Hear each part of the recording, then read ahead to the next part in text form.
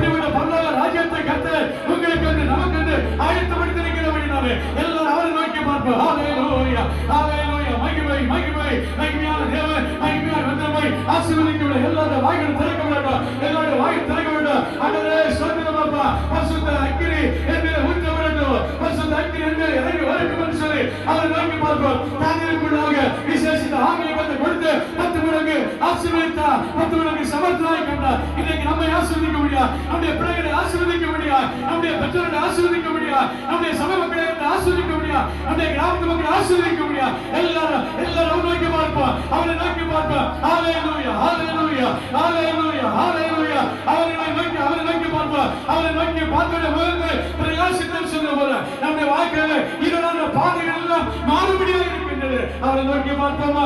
ஹalleluya. அவரை நோக்கி ஜெபிப்போம். வாய் திறந்து ஜெபிப்போம். பரிசுத்தர் பரிசுத்தர் என்று